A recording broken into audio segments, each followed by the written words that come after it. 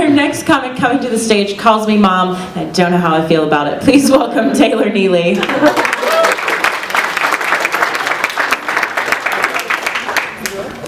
Thank you, Mother. I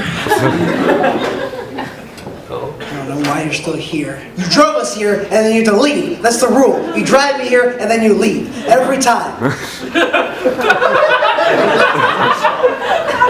How come right when pugs are born, how come they're immediately punched in the face?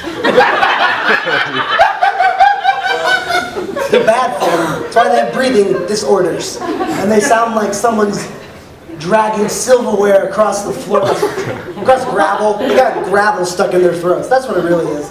Pugs have a problem with eating gravel. That's why you gotta watch your pugs around gravel roads. We need a little bit more of this. Putting down a leash. People, there's a saying, like, some people say, like, oh, he or she takes the cake. Like, they take the cake. And I don't really think that's much of a compliment, more of like an insult. Like, that's just calling someone a thief. They take cake. Like, it would work like if you're like, hey, you, take the cake. You're like, oh, thank you. It's like, no, take the fucking cake, you idiot. And this is why our cake business is failing. Because you never grab the cakes. So you show up at the house, and they're always like, oh, I'm so glad the cake people are here. And they're like, yeah, we got it right in the back of the truck. And they open the truck, and the cake's not there. It's your fault, Jerry. Always forgetting the cakes, because you think I'm complimenting you. It was one time on our date. Fucking Jerry. Another saying I think is a little funny is no way, Jose.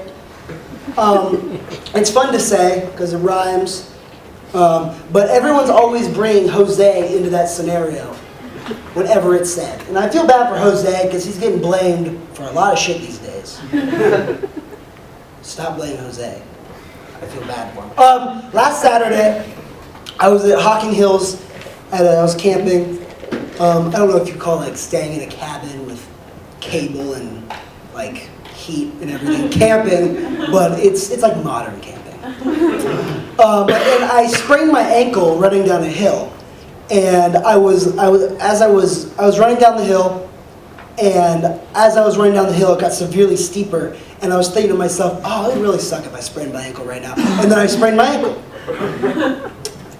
It's still sprained. I decided not to wear my lovely ankle brace thing.